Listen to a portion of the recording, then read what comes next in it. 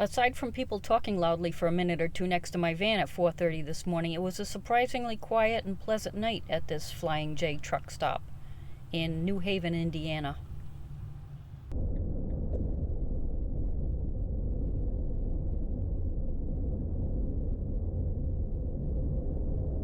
I was in Fort Wayne last spring and I really like this city, and I'm glad to be back.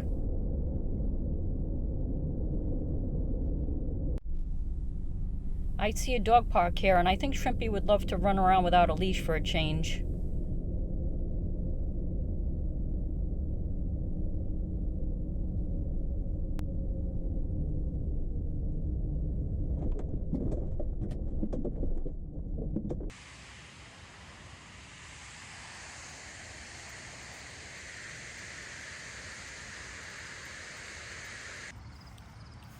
Benches shaped like dog bones. Cute.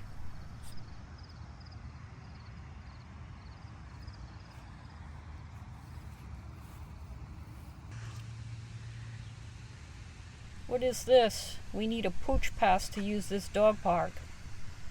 Well, it must be an exclusive canine country club. I wonder if they even allow mutts like Shrimpy. Maybe it's purebreds only. Oh well. I hope that's mud. Otherwise, that would be insult to injury. It was mud, thankfully.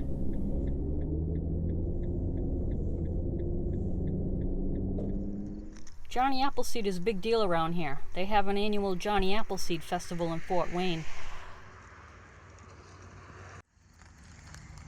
He was a conservationist and a church missionary, and he's buried here. Just a wild guess that those are apple trees. Is my van okay way over there? We need the van to be okay. John Chapman was his real name, born in Massachusetts. He headed west planting trees and preaching the gospel.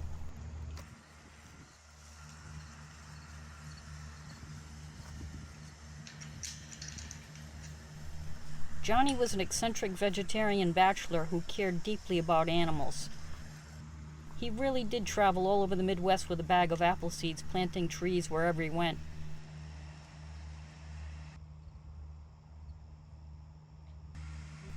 Now he's resting in peace next to a giant sports arena. Oy vey, Johnny. Well, maybe he's a fan.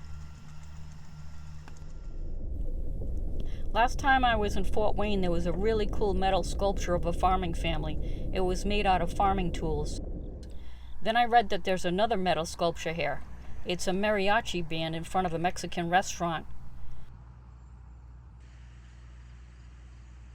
These guys are made out of scrap metal. Very cool.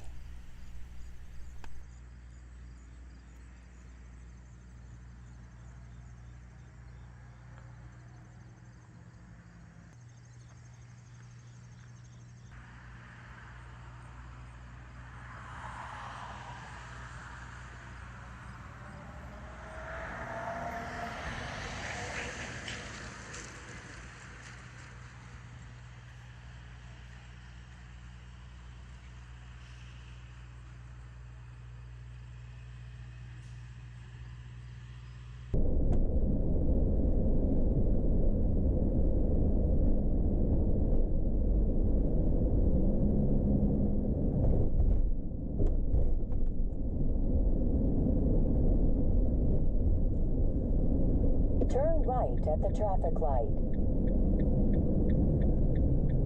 Downtown Fort Wayne, Indiana.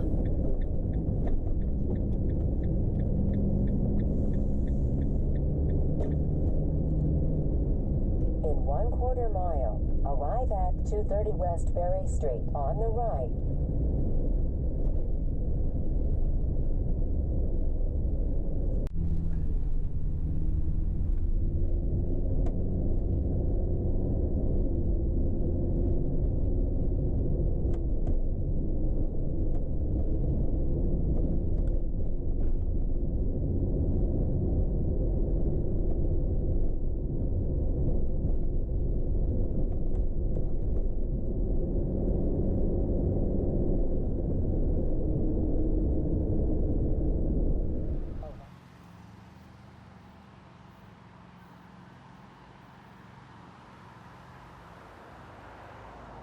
A real 1950s diner. Cindy's Diner opened in 1952 and it's still a popular local hangout. They serve a dish called garbage. It's basically a mess of food on a plate consisting of eggs, potatoes, onions, cheese, and ham. Damn, that garbage smells pretty good though. They have a donut machine somewhere in there too.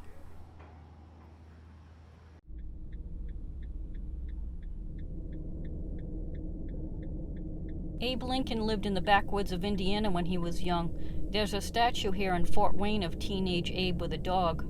There's no proof that he owned a dog, though. It's more symbolic of his love and empathy for animals.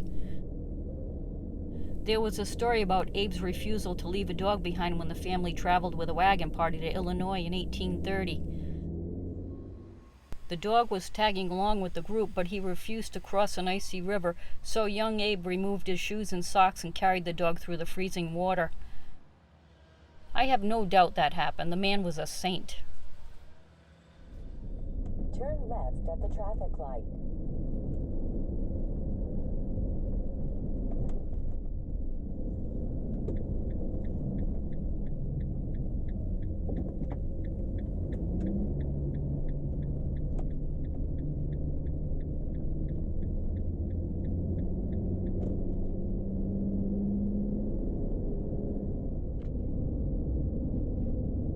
There's something very unusual out here in the cornfields of Indiana. It's a Hindu temple.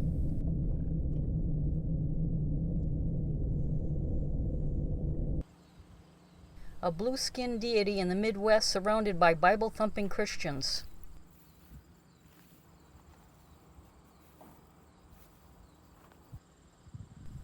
The color blue in their religion represents bravery, goodness, determination, and protectiveness.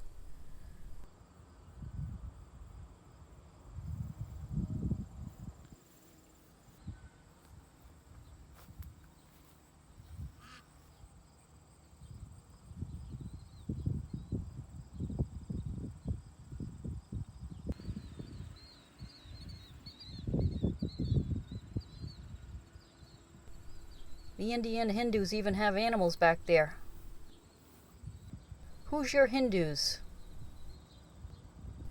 What a magnificent spectacle. I'm surprised that the temple is so plain and simple.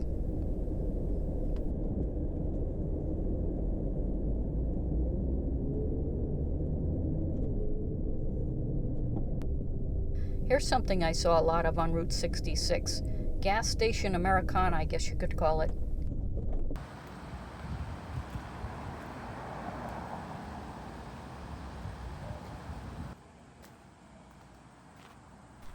I wish that greyhound could talk. We'd hear some good stories about some interesting characters.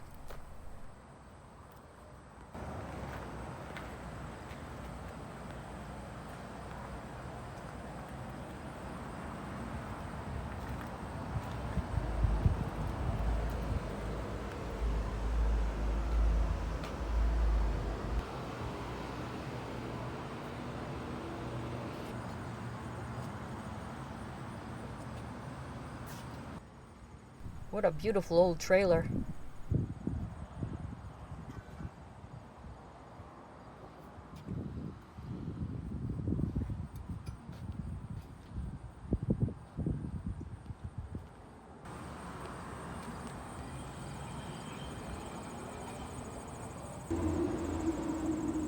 A vending machine cooler.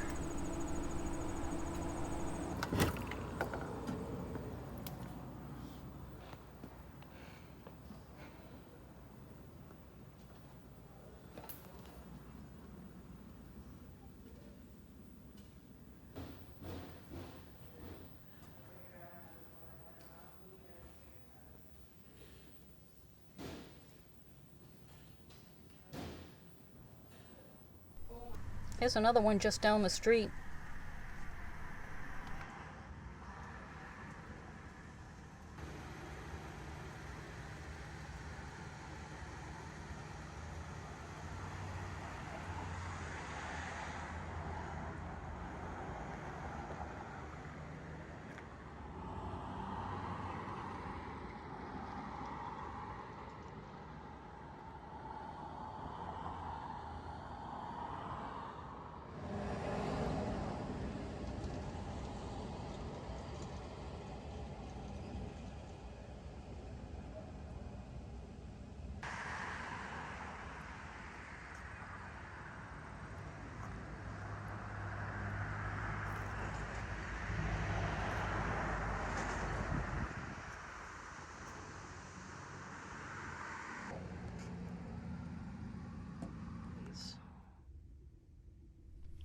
Spending the night in a Valparaiso hotel parking lot, I've never had so much trouble finding a quiet boondocking spot as I have on Lincoln Highway.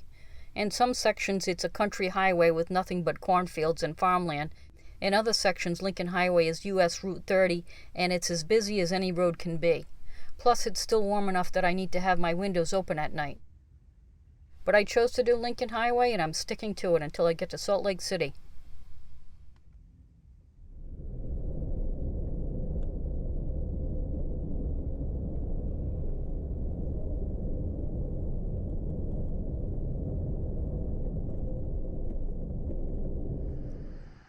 This is the Industrial Revolution restaurant, which doesn't sound very appetizing.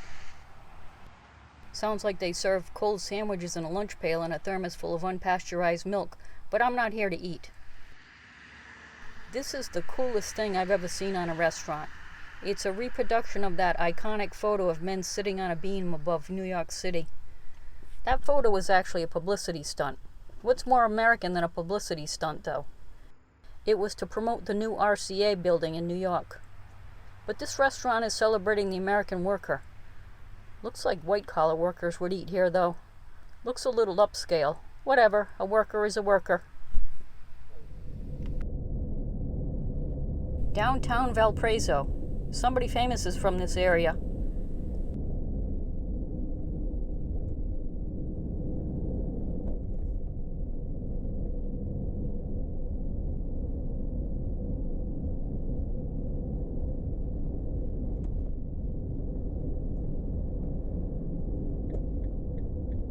Turn left at the traffic light.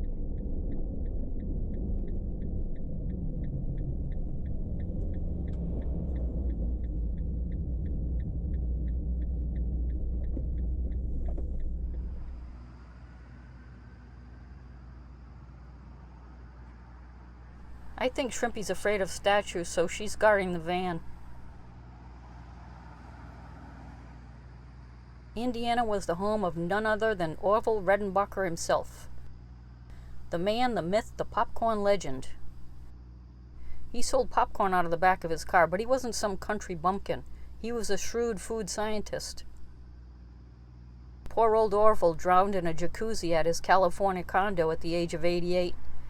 Valparaiso has a popcorn festival every year in his honor.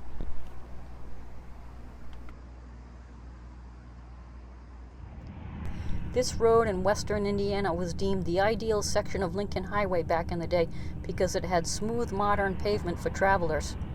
There's a monument over there, and what I find funny is that the monument to the most ideal section of Lincoln Highway is in the most unideal spot. It would be a suicide mission to walk across or walk along this street to get to it. Yeah, not ideal.